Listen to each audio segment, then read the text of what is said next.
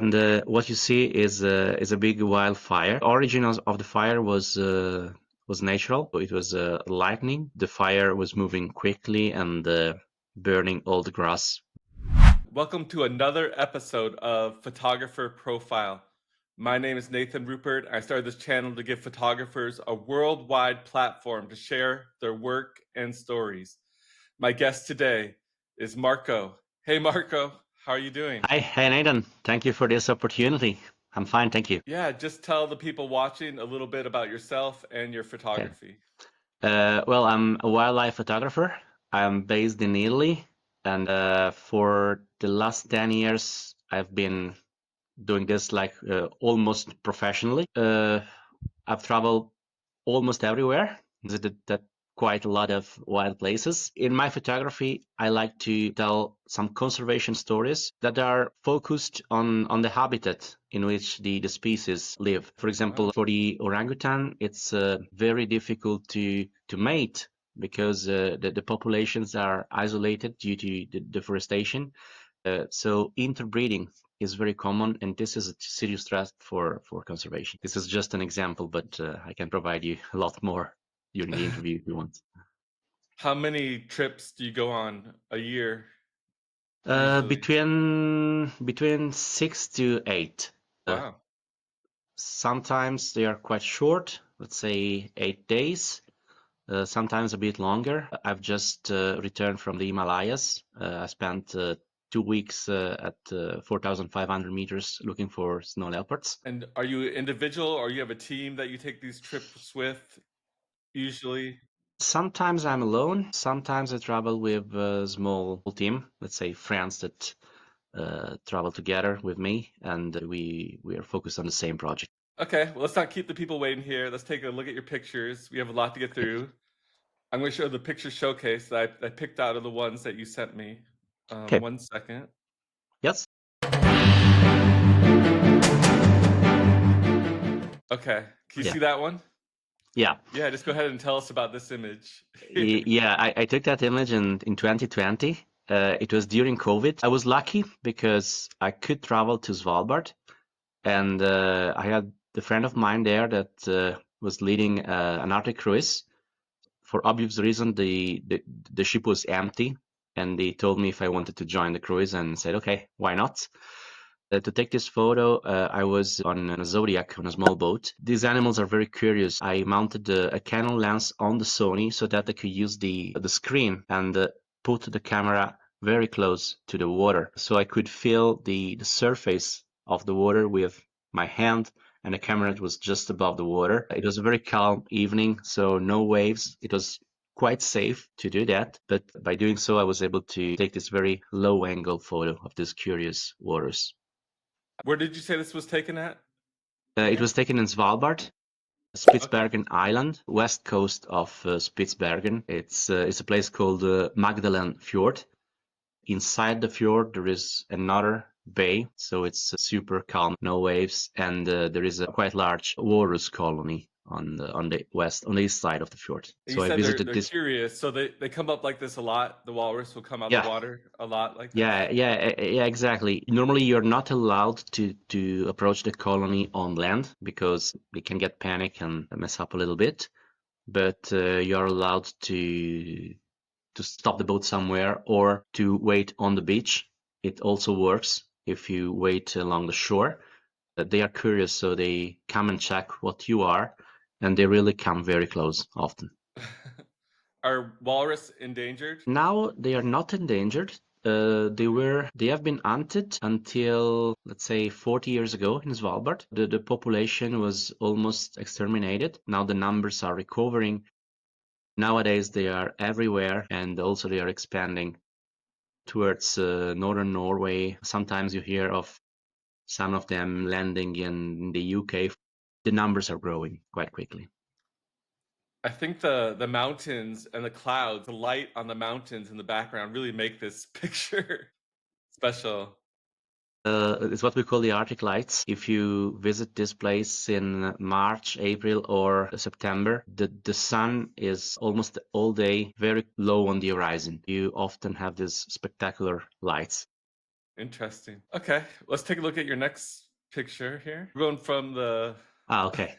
go to the That's jungle for this a one. popular one. Yeah, this is one of my most popular images. I took this photo in 2023 in Ethiopia. This is from the Simien Mountains National Park. And this is the only monkey in the world which only feeds on grass. It only feeds 100% on grass. This means that every day they graze on the upper part of the mountains in the national park. The place is quite high, so we are literally above the clouds. The clouds you see in the background are below us. These two females are from the same family. They're probably relatives. You see the baby on the mother. These monkeys are very friendly. It's really easy to approach them. Of course, you have to do it carefully, not running, rushing, moving quietly. But they allow you to get relatively close and use wide-angle lens. Luckily, I had this dark background because a thunderstorm was approaching. It was taken during the rainy season in August. You have rains every day in that season, which makes the background quite spectacular if you can wait for the right moment. So yeah, How long this did is it the take you to story behind. hike? How long did it take you to hike to this spot? For this picture, didn't have to hike that much because there is a road which Okay. runs close to the ridge. Sometimes to reach other places further up, it can be, let's say, 1 hour, 1 hour, 30 minutes hike, depending on which area you want to reach. There are different groups of monkey, and this one is the easier to photograph because they often see people. They are used to seeing people, and they allow you to approach a bit closer than other groups. Those further What up was in the the name of the mountains monkey? are. That's a Gelada monkey. Okay. It's similar to a baboon, but it's a different species, and it's endemic to Ethiopia. It only lives in the northern part of Ethiopia in these green mountains. Wow. It's crazy they eat grass to survive. Yeah, Are they endangered? they are endangered because of habitat loss. There is a growing human pressure on these areas. There are people bringing cattle on top of the plateau to graze. Also, the Okay. villages are expanding a little bit, which means Sure. that the habitat is just shrinking to a small ridge on the very close to the escarpment. So their normal range is shrinking quite quickly. I just love how their fur just like pops out Yeah, and the little pieces of light mixed with the pieces of clouds. It's yeah. I think it's striking. also because of the rainy season. The males are even more spectacular. They have very long hair. Females is not as spectacular as the male, but we have this interaction between family members. I think this is the reason why this photo was so interesting. Let me get the next one here. This is a little bit of a sad picture Oh yeah, in my eyes. yeah. This is one of my oldest picture actually. I took this almost 15 years ago. Wow. Well, this picture is not that sad because this is the habitat of the polar bear. That's where they like to be. On this ice field, they can hunt quite easily. They hunt for seals. I was just thinking about global warming, right? The ice falling off Yeah, and stuff like that. yeah. That's a good point. But I have other pictures that show a different reality with bears that are skinny, and because their behavior is very interesting. They can survive without eating for several months because they have quite huge fat reserves. They just need to hunt successfully for seals for a couple of months and gain some weight, and then they can resist without any food for several months. Look at this picture. I see a video game, the polar bear jumping from ice Yeah. patch to ice patch or something like. They look for seals. They can smell a seal from kilometers away, and they are able to hunt in this environment. Here we are approximately 300 kilometers away from the closest land. We are in open water. Yeah, you just look in the background of this picture, there's nothing for miles and miles Yeah, and miles. nothing. Just nothing. It's just the North Pole, 1,000 kilometer away, and maybe Svalbard Island, 300 kilometers to the south. And you got a beautiful sunset. Yeah, again, this image was taken also in September. It's not really a sunset. It was almost still the midnight sun. That this condition lasted for 4 or 5 hours. It was an incredible evening. Were you on top of a hill? Because it looks like you're pretty far above. Were No, you on top of a hill? I was on a boat. Oh, you're on a boat. Okay. This was taken from a ship.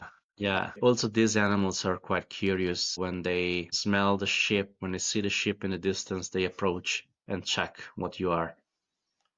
Awesome. Well, before we look at more pictures, let me ask you a question Yeah. here. What is the best piece of photography advice you can give to someone that wants to get similar images that you have, travel images, images of animals?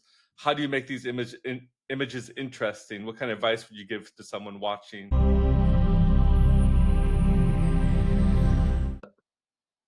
Try not to use always your longest lens. To take a look at what's around the animal, and if you can add some elements to the composition.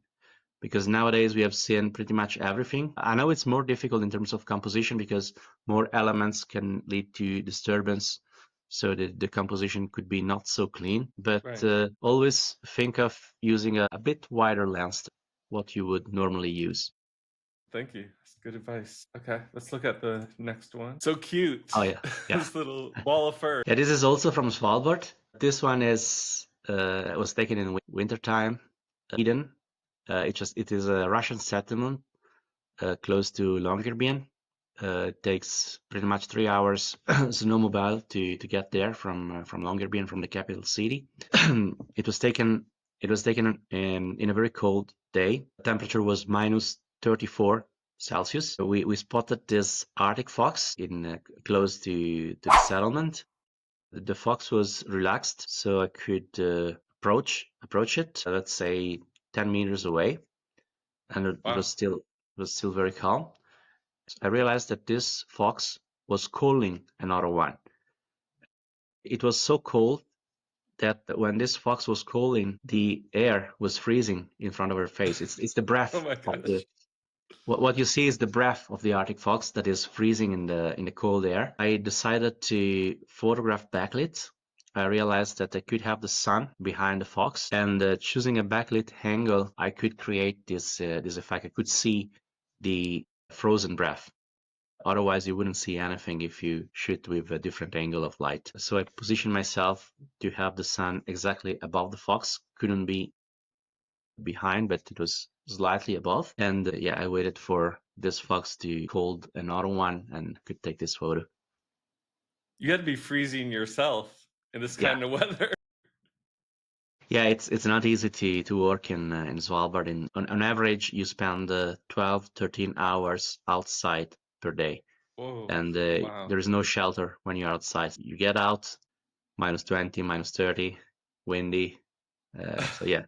Are you wearing heated underwear or something? Or how are you staying No, warm? I have very warm clothes. When you drive a snowmobile, some parts of the snowmobiles are heated. For example, your feet normally are quite warm. When you drive, you really have to be careful not to expose any part of your face to the environment.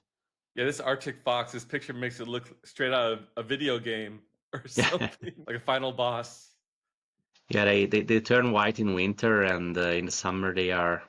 Um, they call them the blue fox, but it's more gray. I love to photograph them when they are completely white. Great shot. Okay, let me get the next one. All right, back to the landscapes. Well, it's not just landscape. If you look at the horizon, there are wildebeests. It was taken in the Maasai Mara in Kenya, 2020. And what you see is a big wildfire. The origin of the fire was natural. It was lightning. The fire was moving quickly and burning all the grass. And it was interesting to see the behavior of the animals. They were, a bit afraid of what was happening, and this affected the regular route of the migration. Some herds decided not to enter the Maasai Mara because of this. But yeah, Were you scared of the fire coming towards you? No. We were able to position in a safe place. We positioned into an area that was already completely burned. Again, I used the wide angle lens because I wanted to capture all these huge clouds. I like this composition where you have the tree on the left, the small tree on the left side, which balances a little bit the composition. And you see the silhouettes of the animals on the horizon. Yeah, it almost looks like they're a little bit unaware of this huge epic disaster Yeah, coming towards them, right? They're looking in the yeah, wrong they're looking the wrong direction. yeah. Luckily, fire are quite common in this region. The trees are not affected by this fire. It burns so quickly that it only burns the grass. This looks like something like a tornado. Yeah, Almost. and after 2 weeks, if it rains, everything is again very green, and there is no trace of the fire. That's a cool shot. Thank you. Okay, let me get to the next one. Okay, this one plays tricks on your eyes. Yeah. Yeah, I really like this image. This was taken during my first expedition to the snow leopard 2 years ago. It was taken in northern India, in the Himachal Pradesh state, close to the Chinese border, close to Tibet, and close to Ladakh state, which is another Indian state. I had to hike for about 1 hour at an altitude. We reached 4,600 meters when we photographed this leopard, so it was quite a hard hike. There were other photographers with me at that moment, but they thought that the animal was too far away, so they didn't even bring the camera out of the backpack. But I realized that the pattern, the texture of rocks that was around the animal was quite interesting. So I started to shoot this animal. This leopard was hunting. This leopard was very active because she had to feed the two cubs, and she was hunting in a nearby area, and she was chasing a group of blue sheep. She had to climb this small hill where I realized this texture of rock could be interesting. So I decided to photograph, although she was really far away.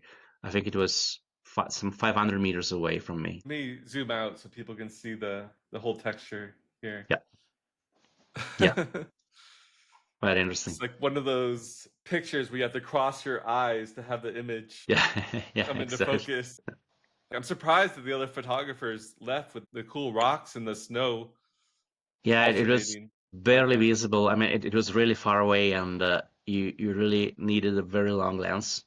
You always have to look around the animal, try to find something interesting, and create your own composition. Awesome. Okay, let's look at another photo. Yeah. I love the atmosphere, good atmosphere here. Yeah, that's I took this photo in Louisiana in the Atchafalaya swamp. I was planning another trip to Louisiana. I said, okay, let's have a look at the old pictures, and I found this one. So I posted it on my Facebook and Instagram account, and people really loved this photo. So I thought, oh, maybe it's a good photo. Yes, now I have this photo printed in my office in Genoa because I also really love this photo. The bird is a snake bird, or Anhinga, I think it's called. It was taken at sunrise. At sunrise, you often have mist in the swamp. If you have mist and sunrise light and autumn colors, nice background, it's a very good condition for photography. So that's You were in why. Louisiana for a convention or No. Just to take these kind of photos. So I okay. wanted to go straight to this place. I've been to this place 3 times. I have to say I really love this place. Did you make a pit stop in Mardi Gras in New Orleans by any chance? Have you No, ever done that before? no. I've never been to New Orleans actually. I've only landed there, but didn't have time to visit the city. Unfortunately, I couldn't visit. You can get some interesting shots there too, but mostly drunk people. Probably. The next one is a Okay. very Yeah. peaceful image. Yeah, this photo was taken in Kenya. It's Lake Nakuru National Park.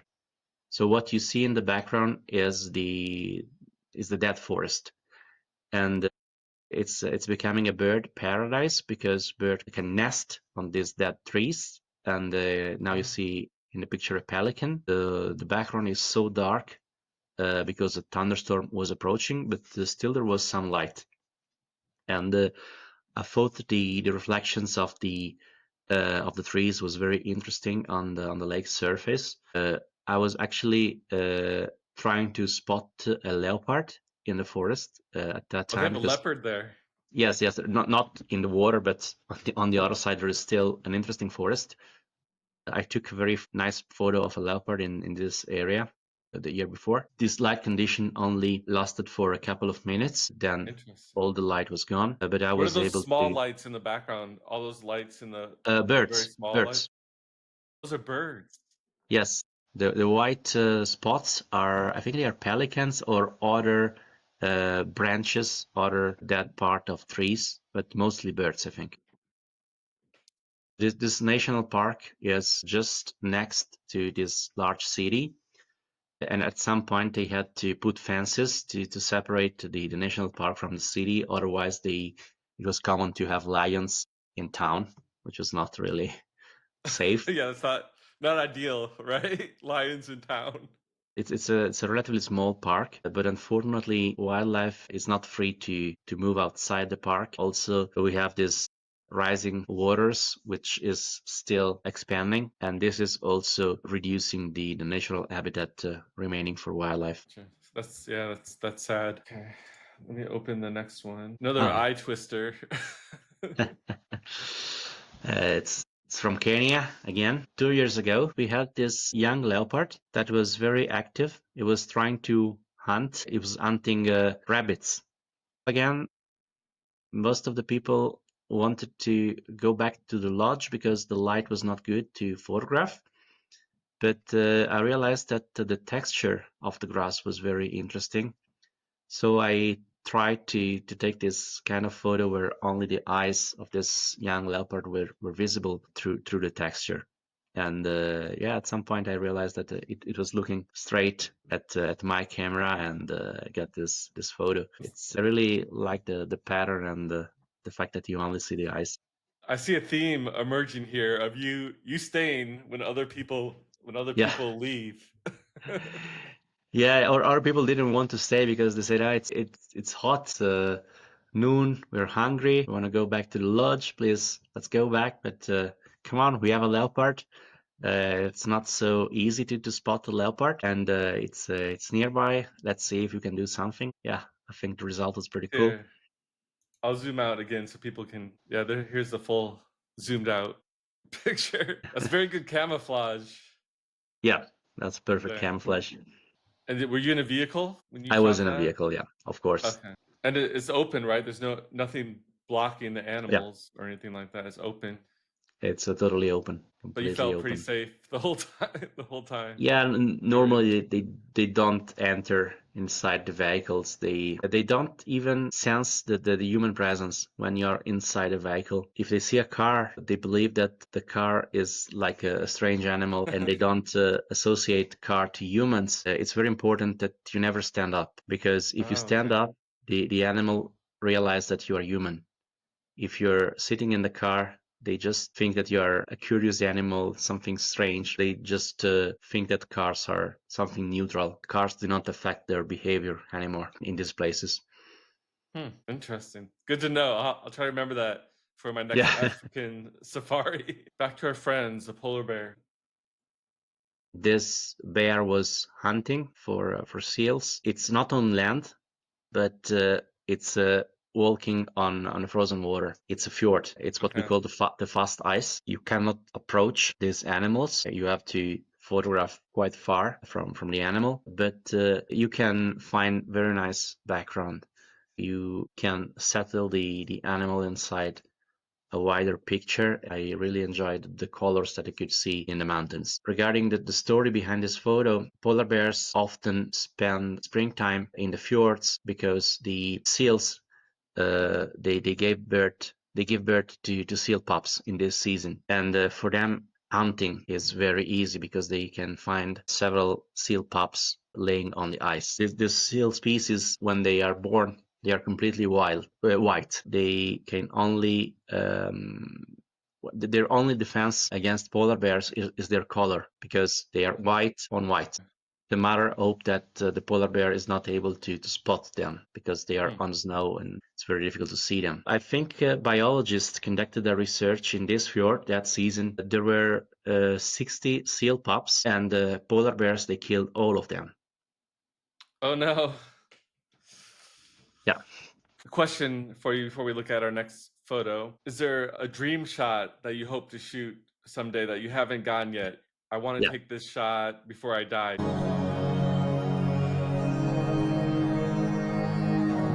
Do you have that in your mind? What you want a dream shot you hope to Yeah, get? my dream shot is of a wild panda. Photograph a panda, giant panda in the wild. Okay. I tried last year, and I was able to see two wild pandas, but wasn't able to photograph. Oh no.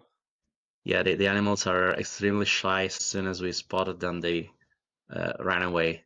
I would like to try again this in the future, because I'd really love to have a shot of a wild panda in my portfolio.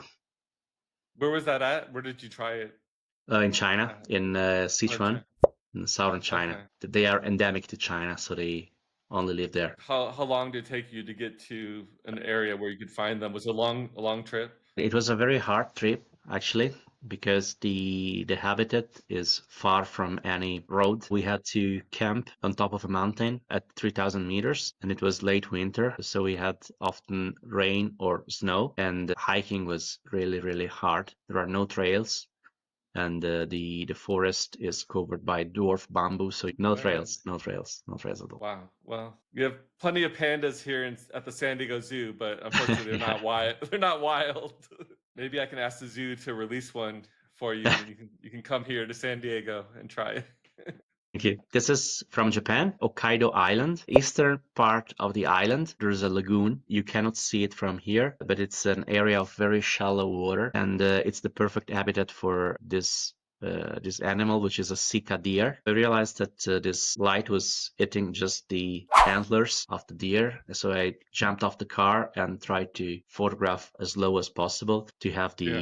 the mountains in the background. These mountains in the background are active volcanoes, some of them. Kaido is another very nice destination for wildlife photography. You have many animals, and it's completely wild. Also, animals have never been hunted there. They are not afraid of human.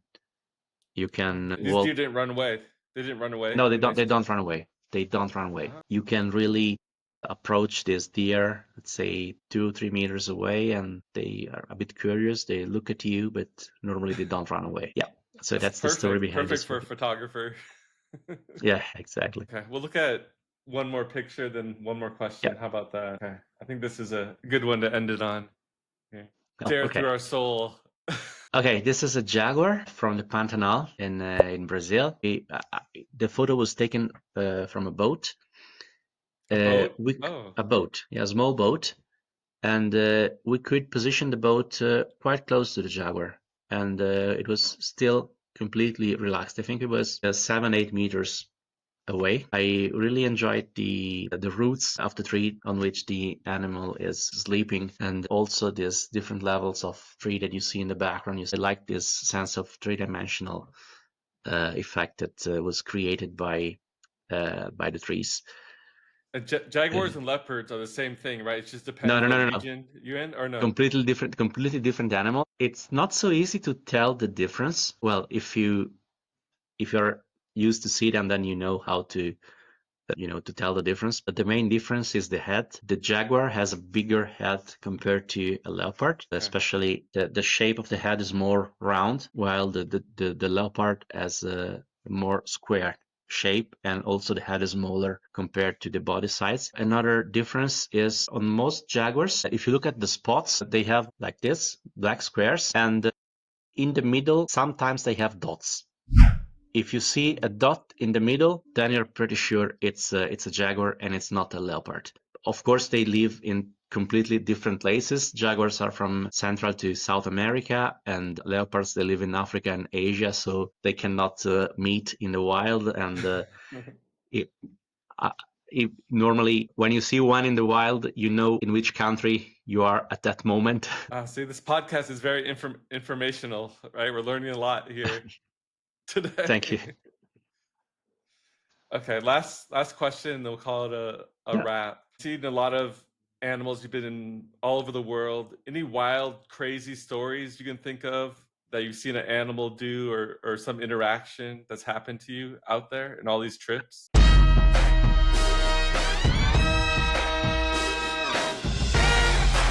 Yeah, of course, many. To be honest, I was almost killed by a leopard. Whoa. 16. I was doing wild camping in Botswana, and I was cooking pasta with some friends. At some point, the guide told me that there was a leopard. Do not move.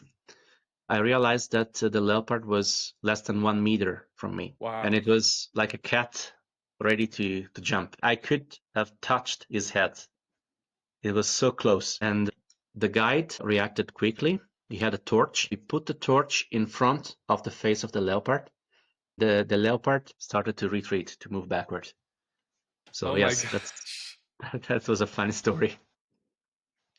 I don't know about And funny, but that is scary. A scary yeah, that is, well, story. I didn't have time to be scared. I didn't realize what was happening. When I realized that the leopard was there, then the leopard remained in the area and sat and spent the whole night with us, sitting 10 meters away from us. We pointed our torch towards him because those animals, when they know they have been spotted, they don't hunt. So it was safer to keep light on it. And then in the night, it decided to move away, and we lost it. Anything else? I know you said you had a couple.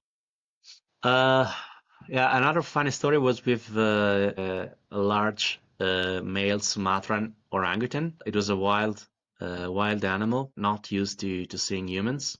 Okay, Very yeah. wild behavior. I was hiking with my wife and my guide, and the guide was trying to approach the orangutan, but at first this animal was a bit aggressive, and he began to chase us away. My wife was really scared of it, and she began to run away, bringing my camera gear because she was carrying my backpack.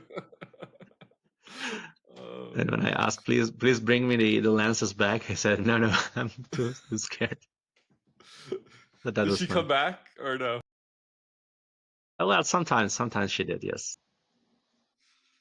Okay, well, I think that's it. We've seen tons of photos. Thank you for the stories. How do you prefer people contact you? Your website, your Instagram? What's your Oh, preferred? probably Instagram. Instagram. Instagram, Okay. if they want to. All right. I'll post a link here to in Thank the you. video. They want to reach Thank out you. to you. Thank you so much. Thank you so much. I Thank you, appreciate it. Nathan. Have a good night.